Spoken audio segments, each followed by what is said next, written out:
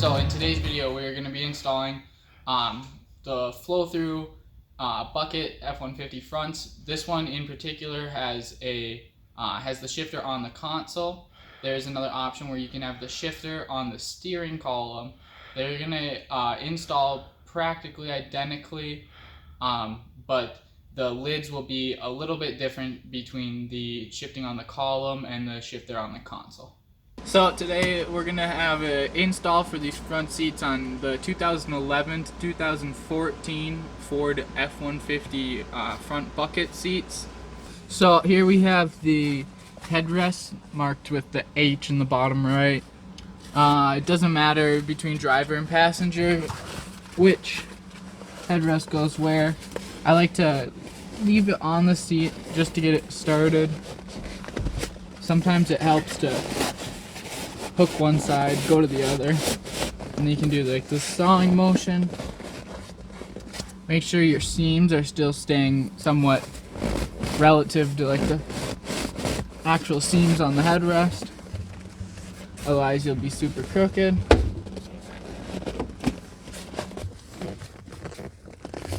When you're doing this, one thing you want to make sure of is if you do get this front forward, that it's not so pull forward, because then this top piece is going to have a lot of like slack up in here because it's going to be too far forward. So sometimes after you get it on a decent amount of the way, it does help to sometimes pull it off. So you got a little lever right here, and then you got a hidden one on this side, and they have to be pushed simultaneously and then lift up.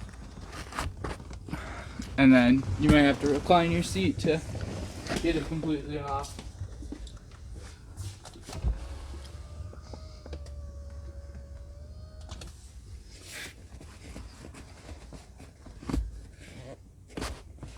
Just like that.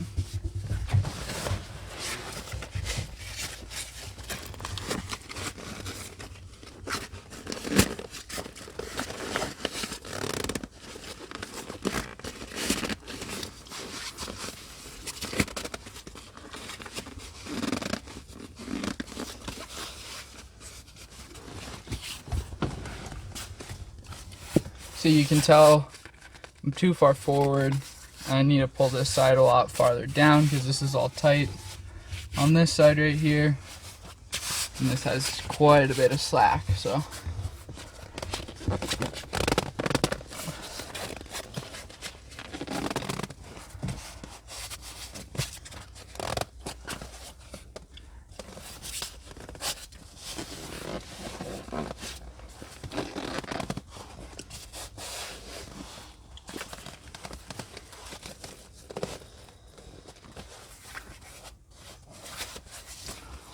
and you're just going to take these guys. You'll kind of know if you're crooked because your seams won't look straight, or one of these will be like getting pulled into the posts.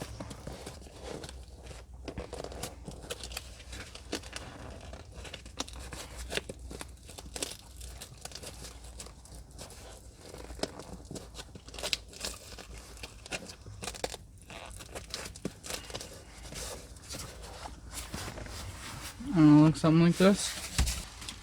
So here we have the driver bottom, signified by DB. It can be kind of hard to read sometimes, but it's always going to be in that corner. You're going to want to undo all your straps. You know this is going to be the passenger, facing the passenger side, because it's got the hole for your seatbelt. I just like loosely placing this on here, getting kind of my corners on and around. Kind of something like this. And then on this side you're gonna have to tuck it underneath the plastic. So on this side you're gonna have to tuck it underneath this plastic right here. We have this little tucker tool, but like a dull butter knife or something like that would work. You just don't want to be like trying to cut the plastic. You want something that's kind of blunt.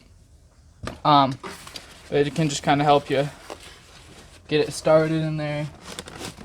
Usually have a little bit of slack, so you can do the first little bit, but kind of just loosely place everything where it's supposed to go, these straps on the side of the seat. If you fold them in half, they become a lot stiffer. And these are actually going to go right on the inside of the seat right here. You can kind of feel when it hits something. So you might need to move forward or back, but eventually you should see it pop out right down here. You can kind of pull that guy in and out of your way. So this will get tucked on the inside of this seat. You can feed it through for right now. Just want to make sure your seat's not super crooked, otherwise it's going to make tightening up everything a whole lot worse. So there's fuzz underneath here, so it's kind of a good way to do it is roll it back like this so you're not immediately fighting the fuzz. And you're just going to kind of want to work it along until you can kind of grab a bigger piece from the other side. So next I'm gonna bring these front straps all the way through. We're gonna raise the seat, definitely helps. Just pulls all the wires kind of out of the way and makes it pretty obvious on which ones you have to go around. But pull it up all the way, plus it gives you more working room. So first off, we're gonna start by folding these in half, just like that side one. Makes it nice and stiff, and you actually can get it all the way through without it sticking to the floor or something like that.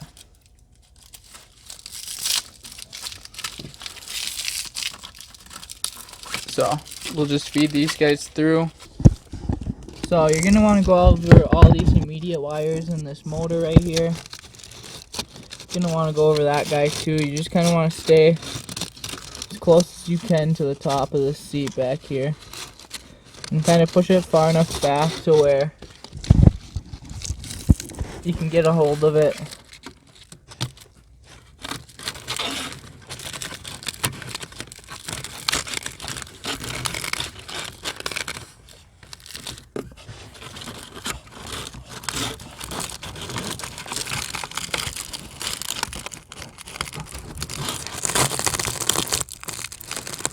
And then just repeat the same thing for the other two straps.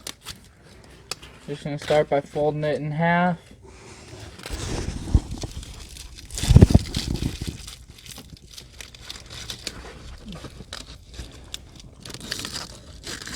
And going over any wires. Anything that's fastened to like the top of the seat, like a wire that's hugging the very front of the seat, is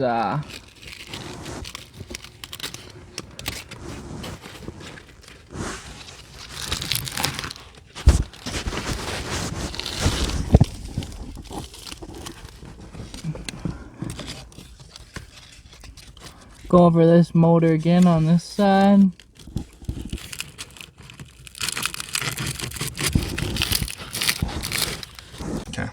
Okay, so you're just going to want to tuck this corner. There's Velcro placed along the bottom side, and you just kind of want to make sure this front corner is nice and tight, kind of. And then this cutout right here is for the seat belt. Kind of just pops around, and then this guy, you can kind of feed it through and reach it from behind and kind of give it a yank. Set it there for now until you're in the back fastening. But two kind of ways to tell if you're super crooked and whatnot is where your corners are. This seam should follow the seam on the other seat. Obviously you can see I have a lot of slack in there, but I haven't pulled anything back. But these corners are a good telltale sign if you're crooked, or if it's super bunched up on this side, you need to feed it down, or if it's too low, you need to pull the top back, or if it's too high, you can pull the straps that we fed underneath back. So as you can see, we got our side pieces, our three main straps, and our one coming from the side is somewhere up here. But usually I like start doing, just yank on this, kind of get this where you want it. You can kind of feel if it's bunching up or if it's super crooked coming through here. You can just kind of see. These guys, same thing. You just kind of want to maybe undo this Velcro in here, pull it down and over. this big strap's gonna be the last thing you want to connect. Kind of do the same thing with this guy over here.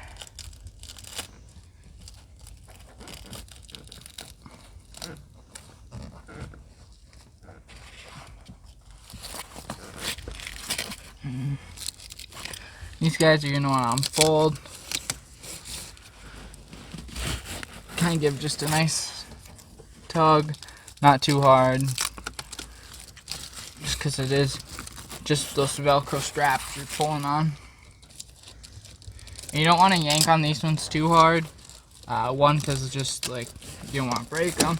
But two, if you yank on these ones, it's gonna pull the front of your seat way forward. It's gonna pull it way down. And then you'll have to undo them, take this piece, yank it back, and then kind of just sit there and try to find that perfect center. But should have one more up here. And this is my side strap. And this one I like to pull pretty tight because that's like right above the seat controls, and so usually you get a little bit of slack in there. And then after you think everything's good, you take this guy and wrap it over that, and you should be good. So, on the front of the seat, or on the inside, we got it labeled DT. It's very hard to read on some of these camos, but nonetheless, it's always going to be on this inner right side. So, this guy's got a couple accessories, so it may make it a little bit more of a chaotic.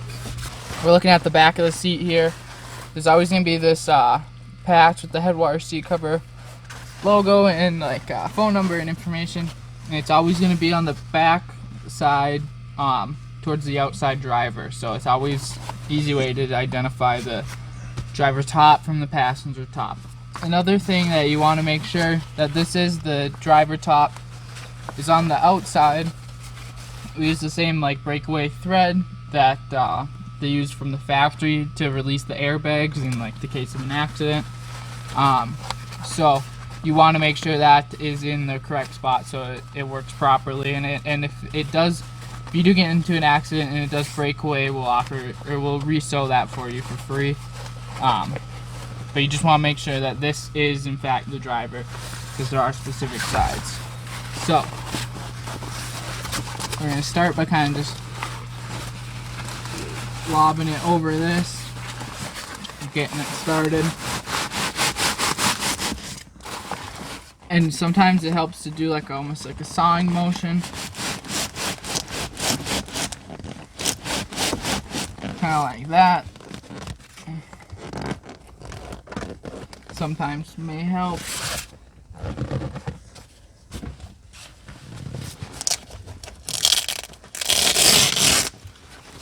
You can undo that Velcro for a lot of extra slack. There's only one on the other side, so if you undo that one, it makes it a whole lot easier.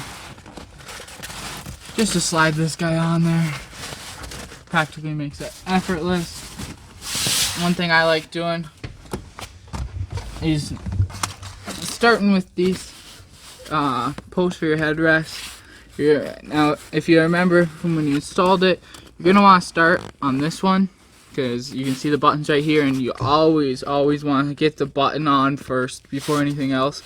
Otherwise you can break it, especially on these bigger buttons, so you want to start it like that and then pull it over and you'll look like that.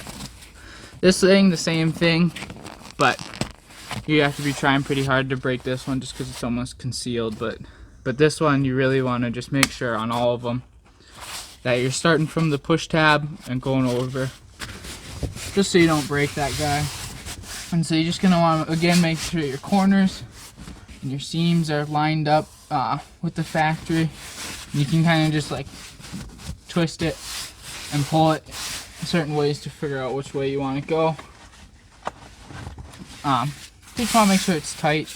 And in here, in between the bolsters, it'll look, you know, like there's a lot of slack in here, but after you sit in it, after like a couple days, this will tighten up into your bolsters like this, kinda. Same thing with that driver bottom. We're gonna actually feed these through the gap.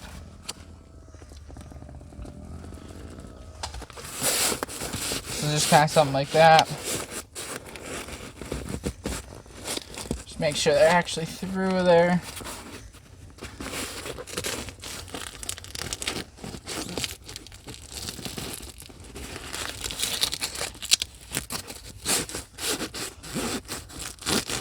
And again, you're going to want to make sure your corners over here are looking good.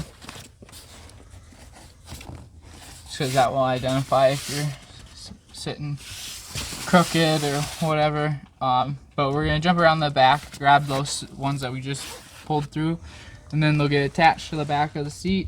And you can also go from the back and tighten down anything you kind of don't like. So, our pieces should be sticking through here. Kind of grab them.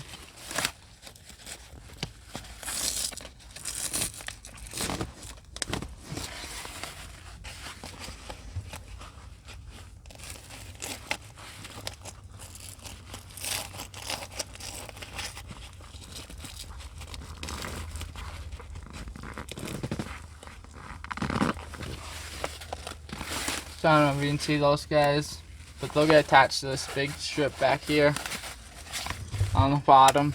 But first, I like to start by doing this side.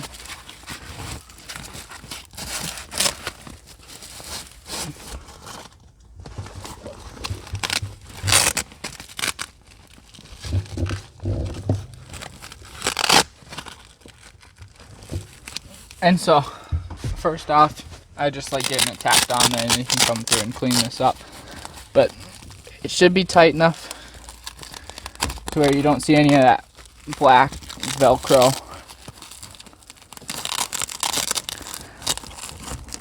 Showing.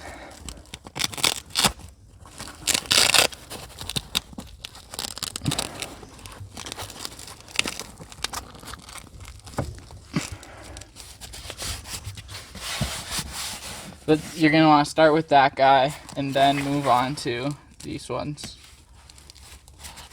So, if you're okay with how everything's looking and your seams are lined up and everything looks flat and just tight, because kind of once you get these on, you won't be able to tighten them too much more. And again with these, sometimes it helps to, if you can get a hold of the fabric, don't just yank on the Velcro. But if you can get a hold of fabric, it really does sometimes help to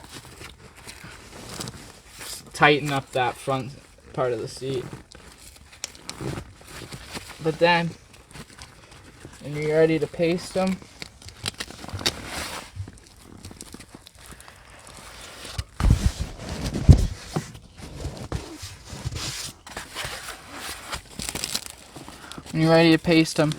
just grab this guy and pull it down and over, and then just repeat the same on the other straps.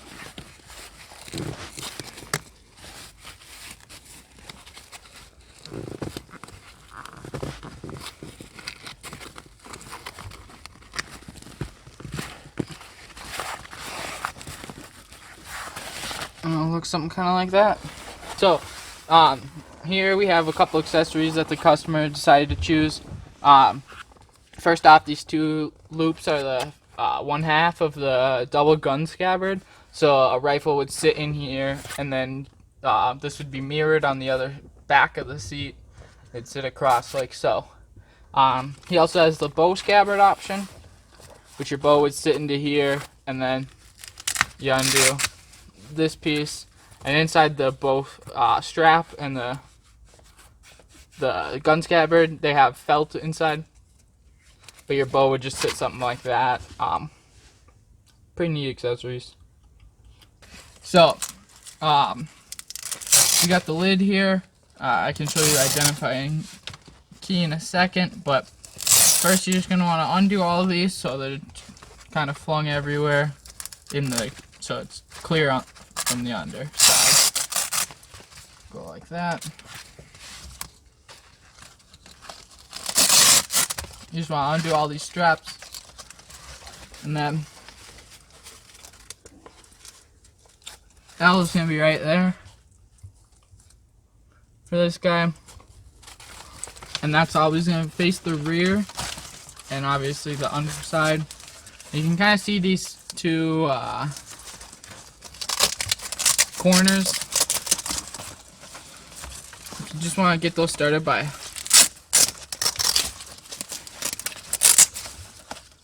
hooking these on there.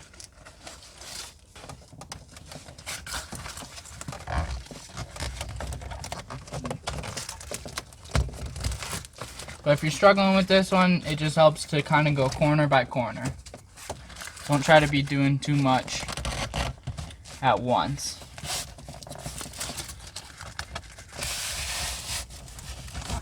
It's kind of something like that. And sometimes it helps to roughly secure some of these straps just so they stay kind of where you want it, where you're feeding the rest through. So these back ones kind of get tucked underneath like this. So like with this one, I usually pull it around to the side and then bring it forward over here, and it just kind of tucks in there, kind of like so. So you're gonna want to always do, I always do the long straps going from front to rear first, then do the middle ones. So I'm gonna undo this one that was temporary now that I have those other ones fed through. Once you get these ones on, the lid's not gonna really want to go anywhere. You kind of almost have to factor in for this contour right here, just a little bit. So sometimes if you do end up closing this and you hear and it's not wanting to close like super nice how it was, you might have to undo these long straps and give it just a little bit of slack. Otherwise, some people have had trouble closing it.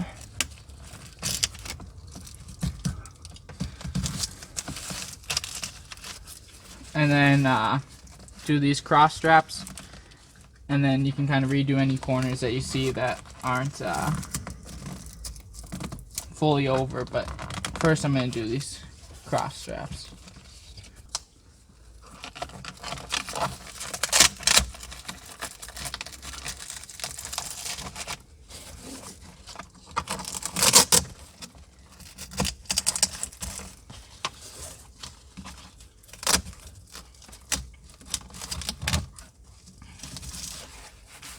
And kind of look something like that, and it should just it should close exactly how it was before.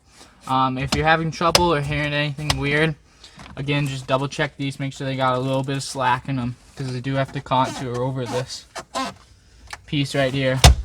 But yeah, as long as there's no ripples and the seams line up, you should be good.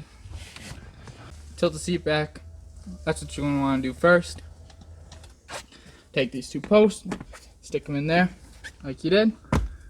You do have to push it in just to get it started. Once it's in there, it'll lock out at each spot. So put it all the way back down. You're just gonna have to keep doing it. Ba bing, ba boom. You're good.